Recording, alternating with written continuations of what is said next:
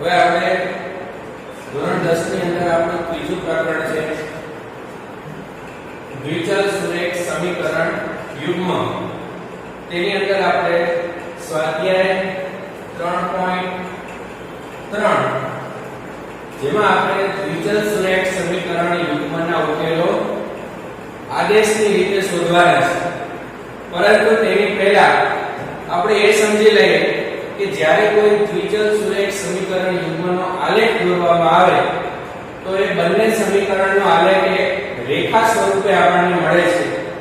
તો ધારો કે કોઈ દ્વિચલ સુરેખ સમીકરણ યુગ્મ ને આપણે દર્શાવીએ તો a1x b1y c1 બરાબર 0, a2x b2y c2 બરાબર 0 આ સ્વરૂપે દર્શાવીએ અને a1 છે એ x નો સહગુણક છે, b1 અને b2 y ના સહગુણક છે, c1 અને c2 છે એ અચળ પદ છે.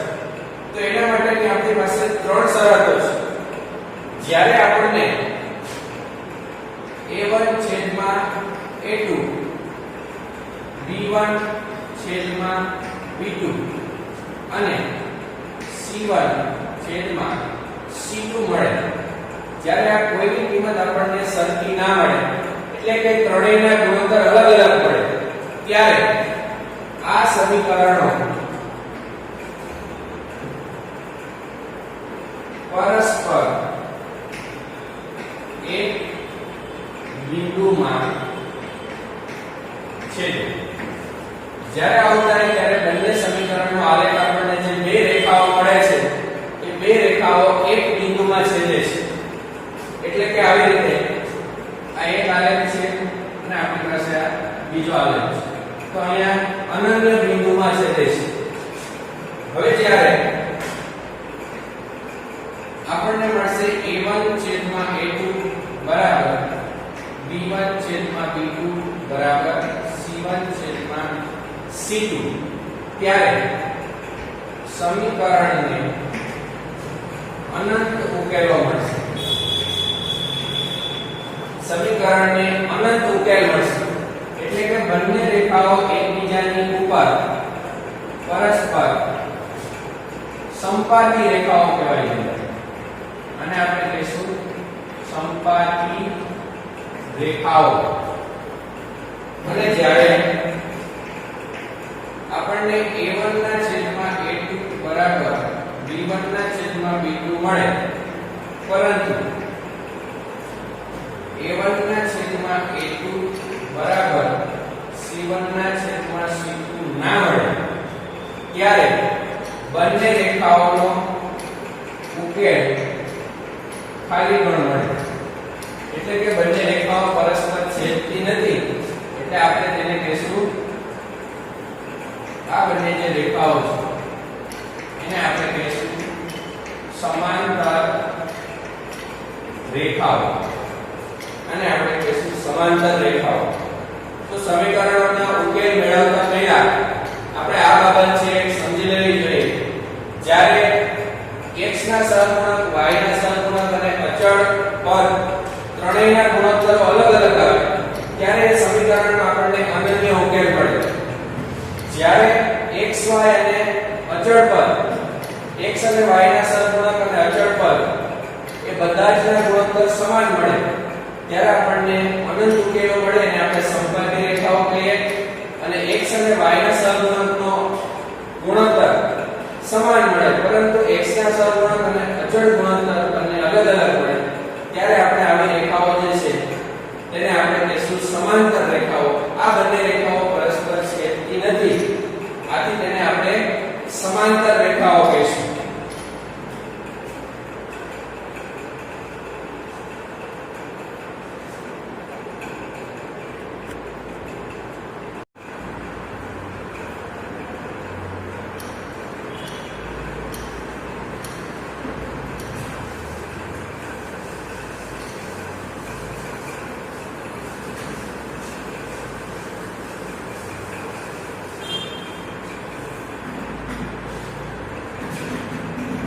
હવે આપણે જોઈએ સ્વાધ્યાય 3.3 એમાં આપણે સમીકરણના ઉકેલ માટેની આદેશની રીત સમીકરણોના ઉકેલ માટેની આદેશની રીત આપણે જોઈએ. આપણે જે દ્વિચલ સુરેખ સમીકરણ યુગ્મનો અભ્યાસ કરીએ છીએ આ બંને સમીકરણની અંદર x અને y ની કિંમત શોધવાની રીત એટલે કે ઉકેલ મેળવવાની રીત એ ઉકેલ મેળવવાની રીત છે એના આપણી પાસે મુખ્ય ચાર પ્રકારો છે જેની અંદર આપણે સૌથી પહેલો પ્રકાર શીખીએ છીએ આદેશની રીત એટલે કે આપણું સ્વાધ્યાય નંબર 3.3.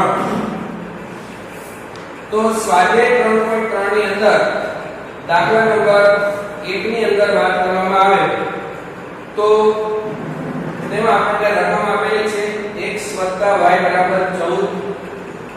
આપણી પાસે રકમ છે x y 14 અને બીજું આપણી પાસે સમીકરણ છે x - y 4. આવી રીતે આપણી પાસે સમીકરણો આપેલા છે x y 14 અને x - y 4.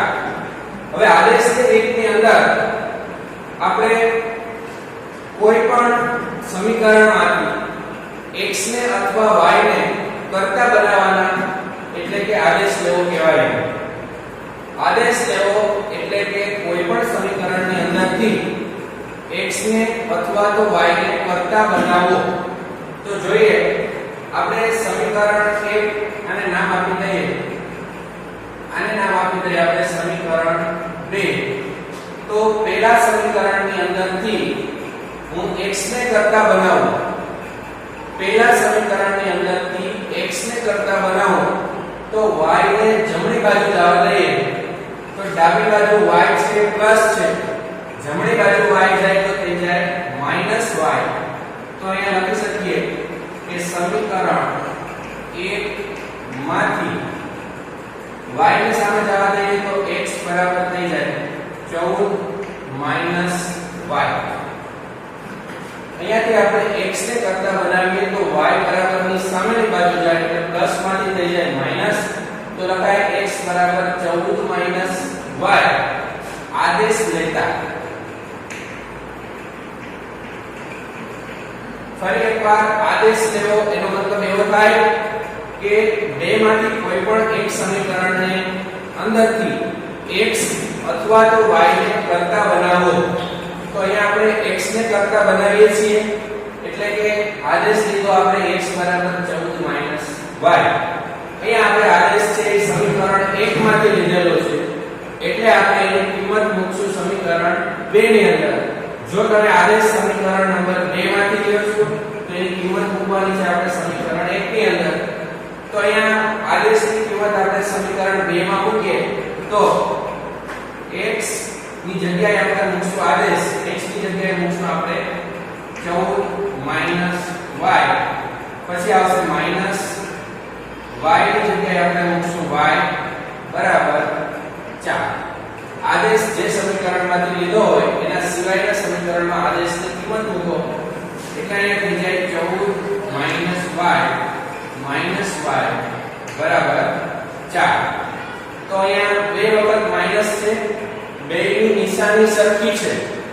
એક વાત ધ્યાન રાખવાની, સરખી નિશાનીનો સરવાળો થાય અને અલગ નિશાનીની બાદબાકી થાય. તો બે y ની નિશાની સરખી છે તો બેનો સરખી નિશાનીનો સરવાળો તો y અને y થઈ જાય 2y. નિશાની આગળ રહેશે માઈનસ. અને અહીંયા જોઈએ તો 4 ને આ બાજુ લઈ આવીએ તો 14 અને 4 આ બાજુ આવે તો થઈ જાય -4 એટલે સામે થઈ જશે 0. તો 14 માંથી 4 જાય એટલે અહીંયા થશે 10 અને -2y ને સામે જવા દે એટલે થઈ જાય +2y. હવે 2 ને અહીંયા છેદમાં આવવા દો તો 10/2 એટલે થઈ જાય y. તો આપણે y ની કિંમત મળી જાય 5. અહીંયા આપણે y ની કિંમત મળી 5. હવે આ 5 છે એને આદેશની અંદર મૂકો તો x બરાબર 14 14 y એમાં y ની જગ્યાએ 5 મૂકતા y ની જગ્યાએ 5 મૂકીએ તો આપણે x ની કિંમત મળે x બરાબર 14 ઓછા y ની જગ્યાએ મૂકીશું 5 તો x બરાબર 14 માંથી 5 જાય તો થઈ જશે 9. તો આપણે અંદર અહીંયા 9 અને 5 જોઈએ સમીકરણમાં x ની જગ્યાએ 9 મૂકીએ તો અહીંયા થઈ જાય 9 y ની જગ્યાએ 5 મૂકીએ તો વત્તા 5 એટલે આપણી પાસે આવી જાય છે 14. અહીંયા મૂકીએ 9 ઓછા 5 તો 9 માંથી 5 જાય તો 4 એટલે કે આપણો દાખલો છે એનો જવાબ સાચો છે. જવાબને આ રીતે આપણે લખી શકીએ ઉકેલ x અને y તો x ની કિંમત 9 અને y ની કિંમત 5. આવી રીતે આપણે દાખલો છે ગણી શકીએ. જોઈએ એનો બીજો દાખલો.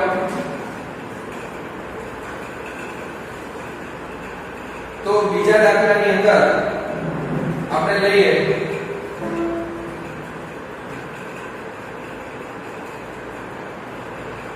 તો દાખલા નંબર 4 જોઈએ.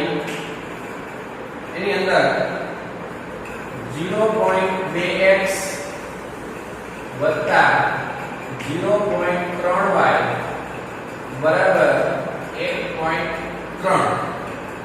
અહીંયા 0.4x વત્તા 0.5y બરાબર 2.3. તો જોઈએ દાખલો આગળ. અહીંયા આગળ આપણી પાસે પોઈન્ટ છે તો એ પોઈન્ટને દૂર કરવા માટે આપણે બંને સમીકરણને 10 વડે ગુણી નાખીએ. તો અહીંયા લખીએ બંને સમીકરણને 10 વડે ગુણતા. બંને સમીકરણને 10 વડે ગુણવાથી આપણી પાસે કંઈક આવું આવે 2x 3y બરાબર 13. અહીંયાથી જાય 4x 5y બરાબર 23. હવે આપણે ખબર છે એવી રીતે બે સમીકરણમાંથી કોઈ પણ સમીકરણમાંથી x ને અથવા y ને કરતા બનાવવું એટલે કે આદેશ લેવાનો છે આપણે. તો અહીંયાથી હું આદેશ લઉં છું. તો સૌથી પહેલા સમીકરણ 1 માં આને આપણે નંબર આપી દઈએ કે આને નંબર આપી દઈએ 2. તો સમીકરણ 1 માં આવશે 2x બરાબર આને હું કરતા બનાવું 3y સામે જાય તો માઈનસ થઈ જાય તો 13 ઓછા 3y હજુ 2 ને પણ સામે જવા દો x બરાબર થઈ જાય 13 ઓછા 3y છેદમાં આવી જાય 2. આવો આદેશ લીધો આપણે. અહીંયા લખીશું આપણે આદેશ લેતા. તો આપણે આદેશ ક્યાંથી લીધો સમીકરણ નંબર 1 માંથી અને કિંમત મૂકશું આપણે સમીકરણ નંબર 2 ની અંદર.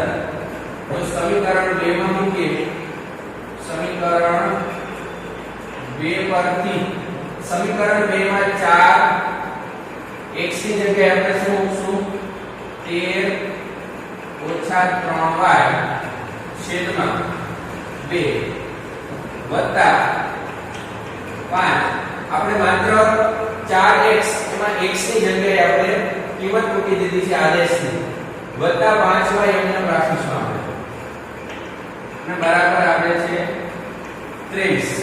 તો જોઈએ અહીંયા થઈ જશે 2 દુ 4 તો 2 ગુણ્યા 13 એટલે થઈ જાય 26. 2 ગુણ્યા 3 એટલે 6y 2 તેરી 6y વત્તા 2 પંચા 10y અને 2 ગુણ્યા 23 એટલે થઈ જશે 46. તો જોઈએ 10 માંથી 6y જાય તો અહીંયા થઈ જાય 4y 26 ને સામે જવા દઈએ તો 46 માઈનસ 26 તો આપણી પાસે આવે 4y બરાબર 46 માંથી 26 જાય તો આવે 20. તો આપણી પાસે અહીંયા કિંમત પડી જાય y બરાબર 4 ને સામે જવા દે તો 20 ના છેદમાં 4 તો y ની કિંમત મળી જાય 5 અહીંયા 4 5 20 4 4 કેન્સલ તો y ની જે કિંમત આપણે મળી એને આપણે મૂકશું આદેશમાં એટલે કે અહીંયા x બરાબર 13 - 3y છેદમાં 2 x બરાબર 13 - 3y છેદમાં 2 એની અંદર આપણે કિંમત મૂકીએ y બરાબર 5 તો એની અંદર કિંમત મૂકીએ y બરાબર 5 તો જોઈએ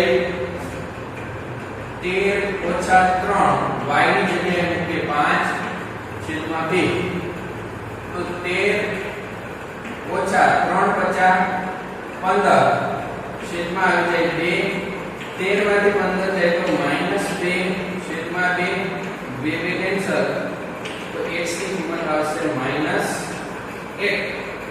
તો અહીંયા આપણી પાસે જવાબ આવી જાય ઉકેલ x અને y એની જગ્યાએ આવશે x ની કિંમત -1 અને y ની કિંમત આપણી પાસે આવી જાય 5 તો આવી રીતે તમે બીજા દાખલાઓ છે એ પણ ગણી શકો છો અતિશય સહેલા દાખલાઓ છે આદેશની રીતમાં સૌથી પહેલું કામ આપણે આદેશ લેવાનું કરવાનું છે આદેશ કેવી રીતે લેવાનો તો કે બે સમીકરણોમાંથી કોઈ પણ એક સમીકરણની અંદર x ને અથવા y ને કરતા બનાવવાનો એનો જે કંઈ સહગુણક હોય એને સામે છેદમાં જવા દેવાનો છે આ આદેશ આપણે જે સમીકરણમાંથી લીધો હોય એના સિવાયના સમીકરણની અંદર આદેશની કિંમત મૂકવાથી આપણને કોઈ એક ચલની કિંમત મળે છે અને આ એક ચલની કિંમત આપણે ફરી પાછી આદેશમાં મૂકીએ એટલે આપણને બીજા ચલની કિંમત મળે છે તો આવી રીતે આદેશની રીત છે એ આપણે શીખ્યા સ્વાધ્યાય છે આપણું 3.3 એની અંદર સમીકરણ યુગ્મના ઉકેલ મેળવવા માટેની પ્રથમ રીત આપણે શીખ્યા આદેશની રીત અને બીજા દાખલાઓ આપણા પાઠ્યપુસ્તકની અંદર આપેલા